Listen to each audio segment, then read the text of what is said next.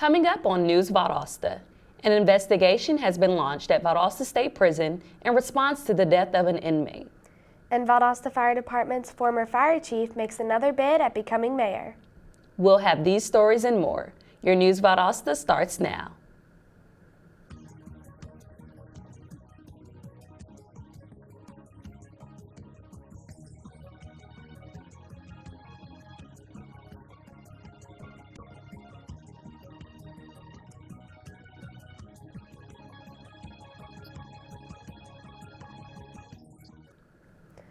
Welcome to News Valdosta. I'm Blaine Weatherington. And I'm Courtney Crafter. Georgia Department of Correction agents are in the process of investigating the death of an inmate after he died early Monday morning at Valdosta State Prison. Joseph Pagan was sentenced in 2012 for 2 counts of aggravated assault, 2 counts of false imprisonment, robbery by force, and burglary. The DOC investigation ruled that the cause of Pagan's death were the injuries he'd sustained from a fight with another inmate over the weekend.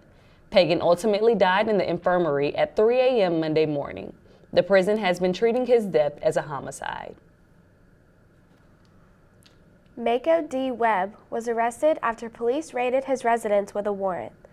When investigators entered the premises, they found 1 pound of powder cocaine, 50 grams of crack cocaine, about 1,000 NDMA pills, 2 pounds of marijuana, and around $74,000. There were also a loaded firearm. Webb faces charges related to possession, trafficking, and possessing a firearm as a convicted felon, according to the sheriff's office. A Tennessee man was arrested after leading law enforcement agencies on a high-speed chase Monday night.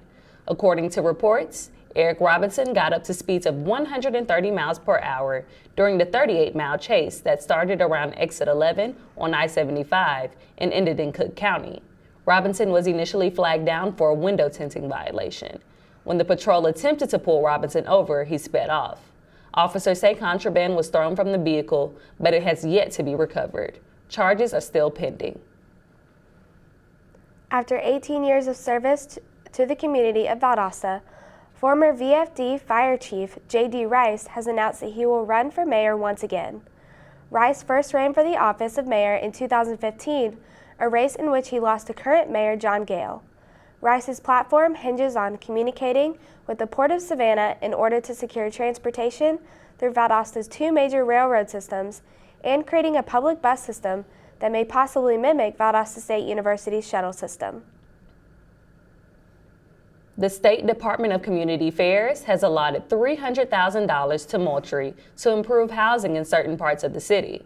In order to be eligible for the grant, you must own property. Homeowners with mortgages may still be eligible, while renters are not. Depending on the number of residents, the household can bring in no more than $43,000 a year. Up to $49,000 can be spent on housing improvements per unit. In response to multiple complaints about drivers speeding through residential areas, Valdosta is introducing a new cost-efficient resolution. Plans to put speed tables in residential areas are underway. The tables are larger than speed bumps, making them safer for emergency vehicles. According to city officials, they bolt down to roads, enabling crews to remove them when the roads need to be repaved and reattach them when the work is finished. The city hopes these devices will be able to keep commuters at or below the speed limit. Wiregrass Technical College is partnering with Dell EMC to host the Dell Technologies Tech Roadshow. The event is meant to showcase new and improved inventions in the tech sector. Some of the technology showcase will include the Sonic Wall, AeroHive, and Dell clients. The event is scheduled from noon to 3 p.m. tomorrow. When we come back, we'll take a look inside at the little cats of the future. Stay tuned for more News Valdosta.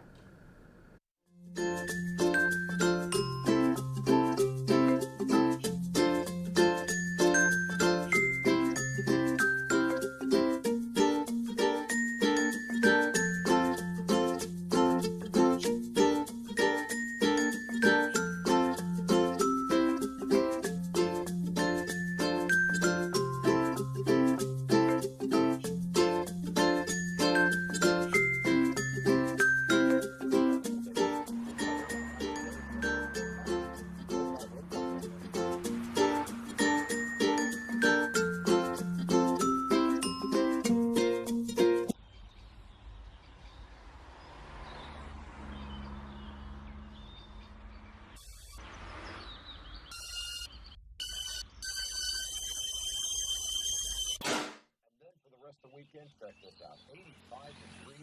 Perfect day for getting outside. And we're back with more news Valdosta.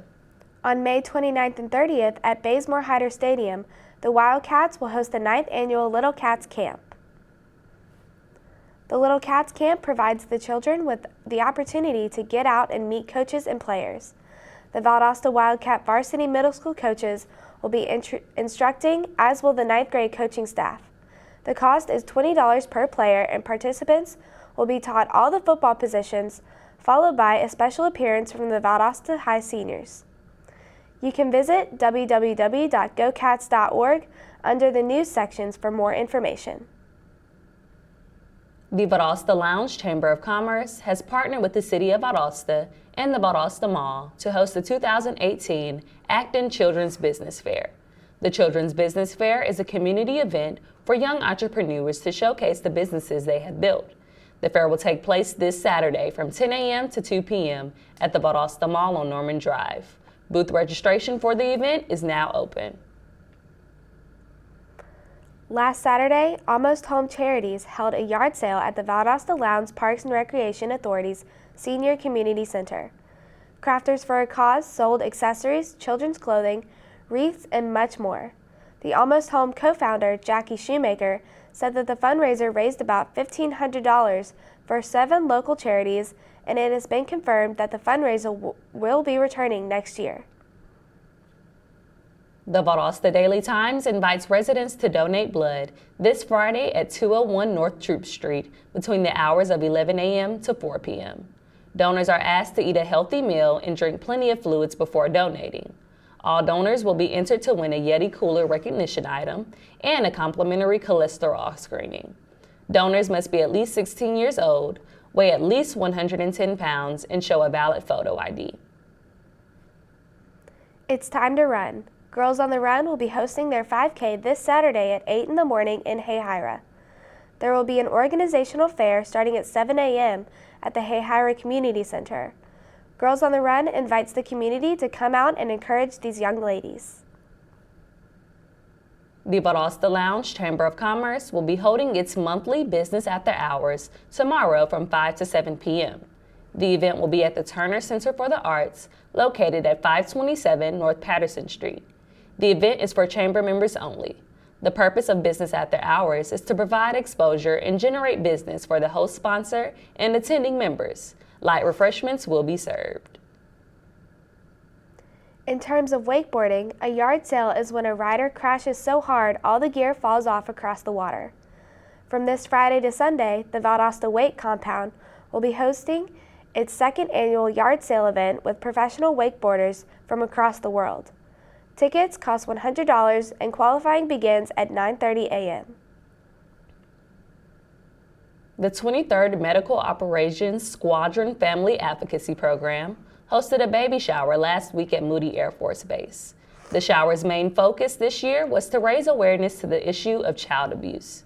Roughly 20 outside organizations were present at the shower to provide support and education on the issues such as adoption, child behavior, and reducing stress.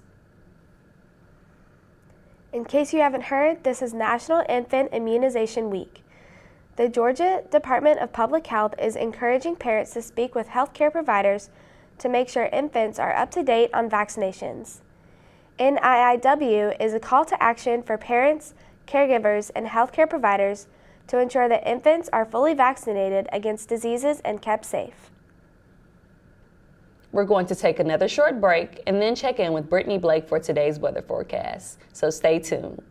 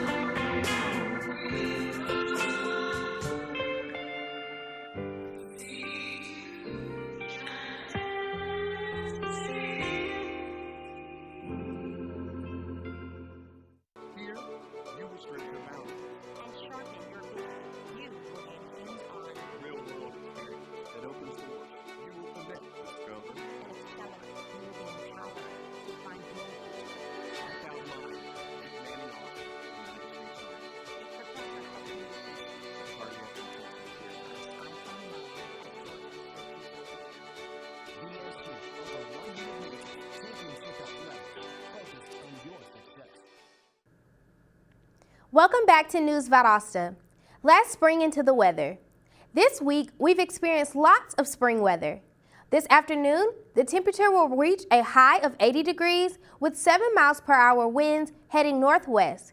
There is no chance of rain as of now. Moving into the evening, the temperature is expected to cool down to 62 degrees with winds continuing northwest at 1 mile per hour. Tomorrow is expected to be partly cloudy with a 25% chance of rain. The temperature should reach a high of 80 degrees and transition tomorrow evening to 58 degrees with a 60% chance of rain, which means more spring showers. The UV index for today will reach a high of 7.7 on a 12-point scale, and tomorrow it will rise to an 8.4 on a 12-point scale. With spring comes pollen. Today, the pollen count is 8.2 on a 10-point scale, and tomorrow the pollen count will lower to a 6.6 on a 10-point scale. The top allergens are oak, hickory, and sycamore. That's the weather for today. Coming up, sports anchor Nicholas Gillis will catch us up on the Valdosta's Little League Batman, so stay with us.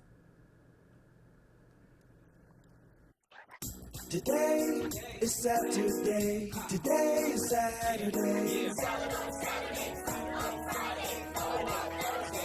Water Wednesday. Touch your toes Tuesday. Let's move Monday. Swap us next Sunday.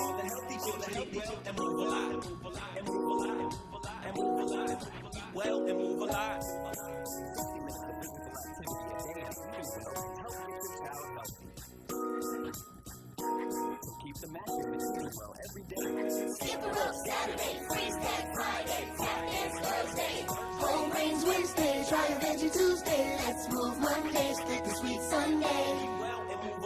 Today is Saturday. Today is Saturday. All the healthy children, all the healthy children. Get going at letsmove.gov. That's letsmove.gov. Let's start with baseball. The Georgia Batman Elite 10 and under went 5-1 over the weekend to win the United States Specialty Sports Association's Georgia-Florida Border War. 4 of the top teams from Georgia and Florida competed in the tournament for bragging rights. The Batmen defeated 5-Star Silver from Jacksonville, Florida. With another win under their utility belts, the Batmen are getting their long-awaited rematch against Team West Shore Combat for the Border War title. There's only room for one team on the mound, and this time the Cowboys took the 5-1 win against Valwood baseball team in Madison, Florida on Tuesday night. The Valiants were stuck with one hit and a double by Mason Williams. Williams also had an RBI to score Caleb Burns for a 1-1 tie after the first inning. The Cowboys pulled ahead in the second with a pair of runs and added 2 more in the fifth. The Valiants host Madison County at 5:30 p.m. today. The senior night event will be at 5:20 p.m. While we're talking about baseball, the Lowndes Viking baseball team is getting ready to head into playoffs tomorrow, and Blaine Weatherington has more on how they're preparing in practice. The Vikings baseball team is working hard to keep their winning record as this spring 2018 season comes to a close. Coach Rusty Beal and his team are gearing up for the upcoming playoffs. The stakes are high and the team has a lot to prepare for before the first round of playoffs start on Thursday. To warm up before each practice, the team starts out in the batting cages. Players Tyson and Tyler told us a little bit more about what they do for the rest of practice. Start practice, we usually go to our individual groups, and I'm an outfielder, so we'll go do our pop flies, ground balls, type deal, while infield will be in the cage hitting, and then after about 30-45 minutes, we'll switch, and then we'll go hit. Then we'll go to BP, and, while one group's hitting, we really make sure we're getting our work in the outfield or infield, make sure we touch up on some things that, we might have struggled with in the weeks past so we can get ready for our game. We've been working really hard at practice, and we work harder and harder every day so that we're ready for the next game. And now that's coming closer to the playoffs, we got to work harder, make sure we're ready. And our team chemistry has been getting better along the year. And now that we're towards the end, and we're all very close and work hard together and have fun. As the season has progressed, the team has bonded together. This camaraderie has been a confidence booster for the team and helped improve their game. The team is set to play Campbell High School for the first round on Thursday, and with their record from regular season play and being region champions, they have home field advantage for the game. For News Valdosta, I'm Blaine Weatherington. The Blazer golf team finished in third at the GSC Championship.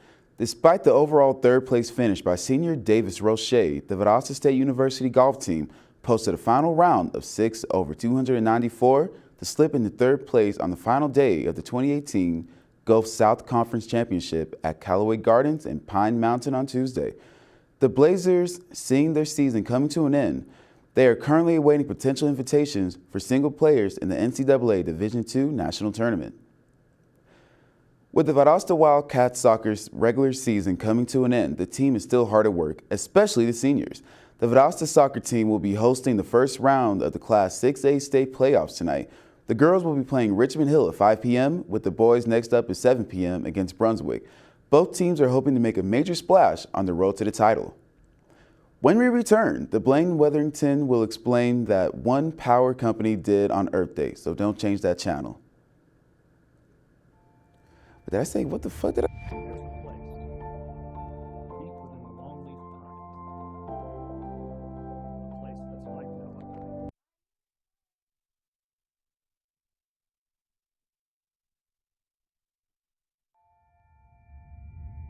There's a place deep within the longleaf pines, a place that's like no other. Since 1906, it's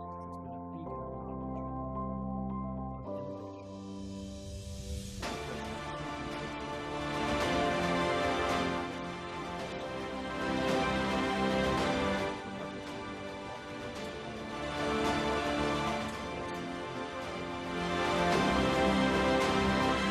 knowledge,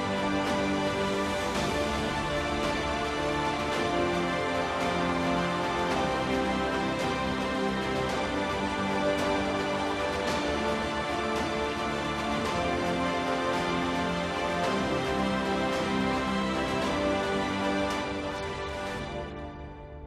Then, now, forever.